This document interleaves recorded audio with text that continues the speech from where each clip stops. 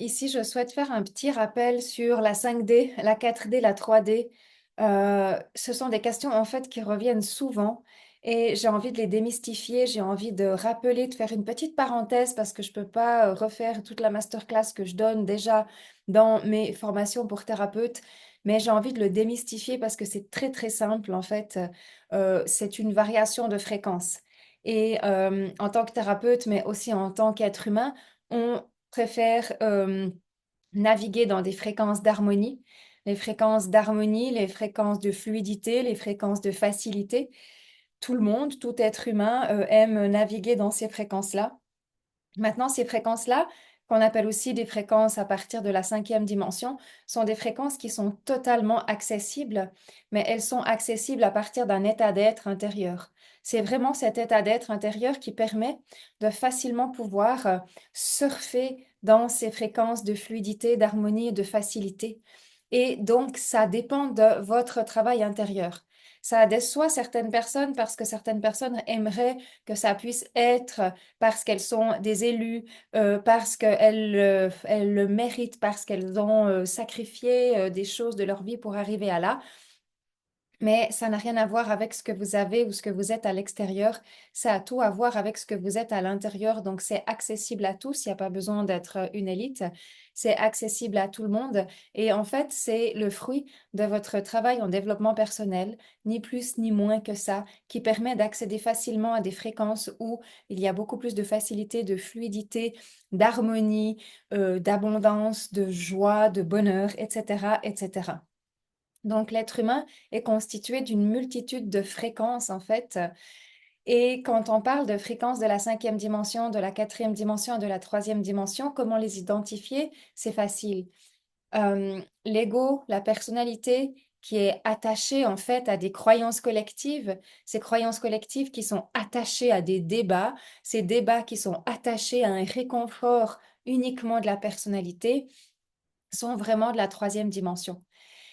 Tout ce qui est rattaché au drame, tout ce qui est rattaché à la problématique, à la complication, à vouloir argumenter pour avoir raison, à passer des heures d'émissions, télévision pour créer des débats sur des sujets en fait qui n'ont rien à voir avec l'être-té, la fluidité ou l'harmonie, mais qui ont tout à voir avec la discorde, avec la disharmonie, avec les problématiques.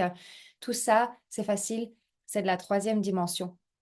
Donc, quand votre être intérieur, quand votre personnalité intérieure, vous sentez qu'elle est attachée au drame, qu'elle n'arrive pas à sortir du drame, qu'elle a une tendance en fait à vraiment aller dans un besoin de revendication, un besoin d'avoir raison, un besoin de ressasser en fait les vieilles choses, un besoin de valider qu'elle est victime d'une situation, mais sachez que ça, ce sont des énergies de troisième dimension.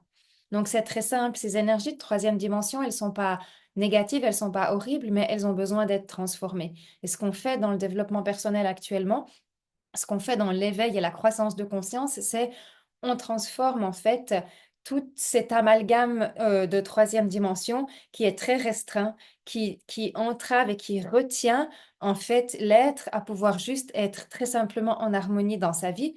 Pourquoi? Parce que pour X raisons, il est rattaché en fait à des drames, à des difficultés et puis à une incapacité à arriver à surfer, mais à plutôt une capacité à s'en mêler constamment les pieds dans ses propres programmes intérieurs. Et c'est là qu'intervient la notion du développement personnel parce que ça ne dépend pas que de votre pensée. Je veux sortir de ces drames.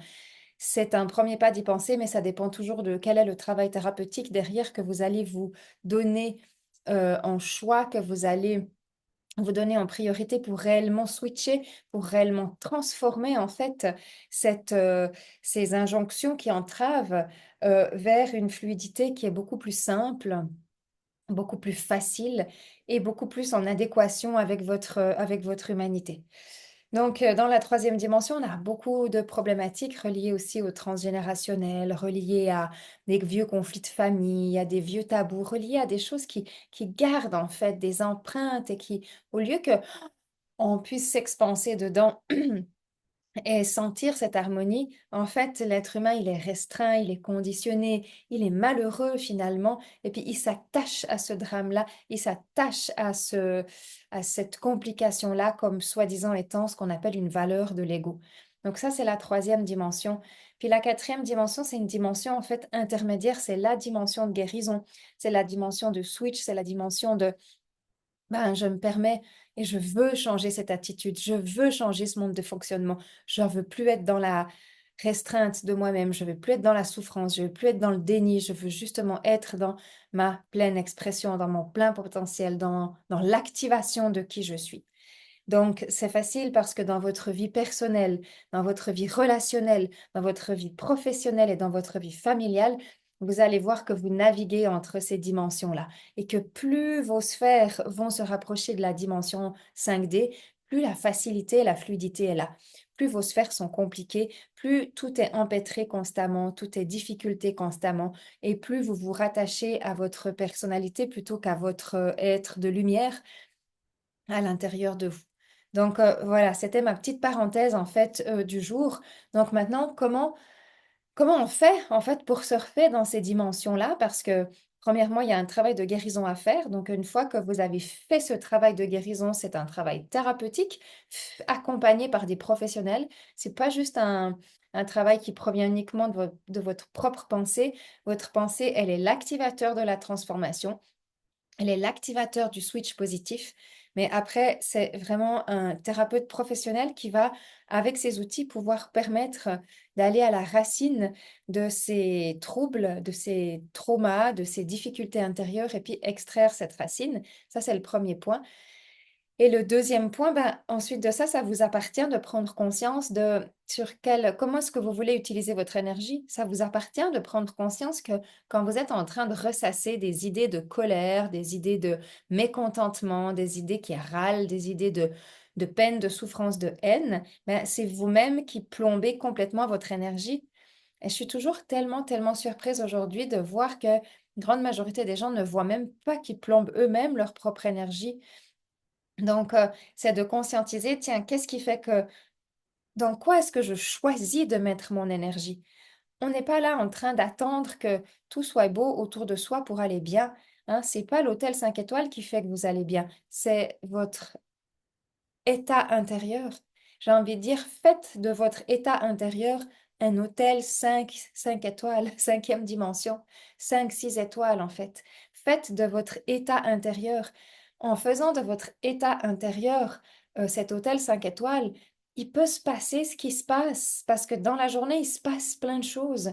Il se passe des événements indépendants de vous qui vont être positifs ou négatifs pour vous. Il se passe des choses et vous ne pouvez pas prétendre que le monde s'arrête pour vous. Vous ne pouvez pas prétendre que tout ce qu'il y a autour de vous doit bien fonctionner et que c'est seulement comme ça que vous allez bien. Le monde n'est pas comme ça. Constamment dans la journée, vous allez avoir des gens qui viennent vers vous avec une énergie peut-être qui ne vous convient pas, avec une mauvaise nouvelle, avec un plan qui est en train de changer. C'est à vous de décider où est-ce que vous mettez votre énergie. Où est-ce que vous décidez de mettre votre énergie? Est-ce que vous décidez de la mettre dans je vais râler, je vais m'énerver, je vais m'agacer, je vais en fait gaspiller toute mon énergie puis me retrouver bien bas au niveau de mon taux vibratoire puis prétendre que ça y est, c'est vraiment une sale journée?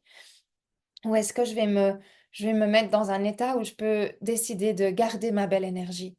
Ma belle énergie, je n'ai pas envie de la mettre dans s'il y a un événement qui change dans ma vie, je ne vais pas mettre mon énergie à accuser cet événement. S'il y a un programme qui change dans ma journée, je ne vais pas me mettre à accuser ce changement.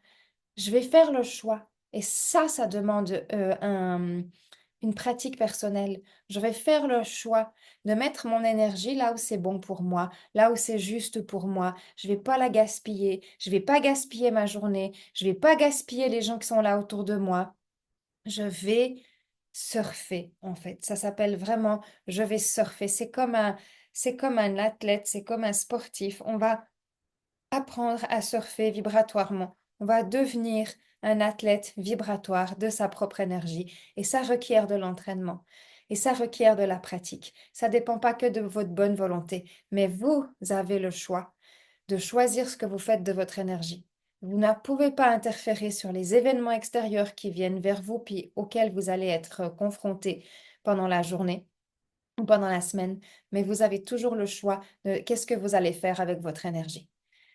Au fil du temps, au fil de la pratique, au fil des transformations, au fil des formations et des enseignements que j'ai donnés à ce sujet-là, je peux aisément remarquer que ça devient de plus en plus facile en fait. Ça devient de plus en plus facile de choisir de surfer, de choisir de rester en cinquième dimension, de choisir de rester unifié à sa fréquence et puis de se libérer en fait de toutes ces miettes qui finalement ne sont jamais tellement importantes. C'est juste l'ego qui en crée, qui en fait toute une importance capitale alors qu'en fait ça n'a pas d'importance. Si votre rendez-vous il est déplacé, mais qu'est-ce que ça peut faire en fait? S'il y a un changement dans le fond, j'ai envie de dire sur la surface, ça peut être un peu embêtant, oui, effectivement, mais dans le fond, qu'est-ce que ça peut bien faire? Qu'est-ce que ça affecte réellement? Est-ce que donc vous allez vous arrêter à la surface puis gaspiller toute votre énergie pour rien?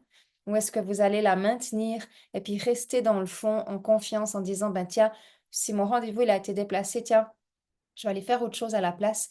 Peut-être que cette autre chose est vachement plus bénéfique finalement à la place. Peut-être qu'il va y avoir quelque chose qui va se passer dans la journée, puis qu'au final, tout va s'emboîter correctement.